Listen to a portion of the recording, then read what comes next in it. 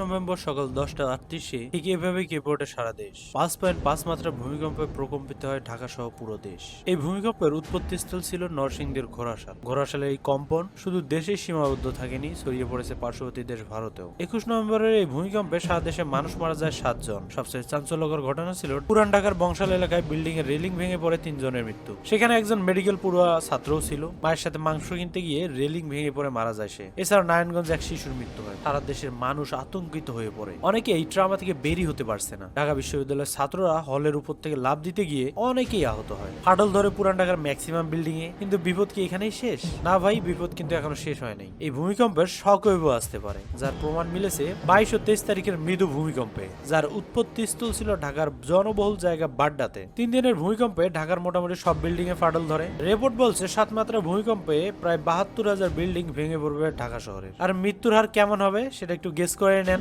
যেখানে প্রতি বর্গ কিলোমিটারে 35,000 লোকজন বসবাস করে। ইতিমধ্যে বিভিন্ন রিপোর্টস বলছে আগামী 10 দিনে ন্যূনতম 20 বার ভূমিকম্প হতে পারে। আর এটা যদি হয় তাহলে পুরো দেশে পরিণত হবে কবরস্থানে। এই সম্ভাবনাকে সামনে রেখে ঢাকা বিশ্ববিদ্যালয়ের শিক্ষার্থীদের নিরাপত্তার খাতিরে 15 দিনের বন্ধ ঘোষণা করা হয়। পাশাপাশি জগন্নাথ বিশ্ববিদ্যালয় 7 দিনের বন্ধ ঘোষণা করে। তবে এই ভূমিকম্পে দেশে শুরু হয় কিছু অচর্চিত বিতর্ক। ভূমিকম্পের পর অনেকে ফেসবুকে পোস্ট করছে জীবনের চেয়ে ওড়না পরা বেশি জরুরি। যারা জীবনে ওড়না নেয় না তারাও ভিডিও বানাচ্ছে ওড়না নিতে গিয়ে নাকি তারা বিল্ডিং থেকে নামতেই পারেনি। আসলে কি বাংলাদেশের পরিস্থিতি এতটাই খারাপ যে ভূমিকম্পের সময় ওড়না ছাড়া সবার সামনে আসলে কোন রকমের হ্যারাসমেন্টের শিকার হবে? 21 তারিখের ভূমিকম্পের পর ভূমিকম্পের বিভিন্ন ভিডিও ছড়িয়ে পড়ে নেট দুনিয়ায়। এক ভিডিওতে দেখা যায় বাবা তার ছেলেকে রেখে নিজের জীবন বাঁচাতে দৌড় দিয়েছে। অপর এক ভিডিওতে দেখা যায় মাদ্রাসার হুজুর নিজের জীবনের কথা না ভেবে ছাত্রদের রক্ষা করছে। এসব ভিডিও নিয়ে নেটিজেনদের মাঝে বিভিন্ন রকমের প্রতিক্রিয়া সৃষ্টি হচ্ছে। এত কিছুর মাঝেও আমরা কিন্তু এখনো ভূমিকম্পের কবল থেকে মুক্ত নই। যে কোনো সময় হতে পারে ভূমিকম্প,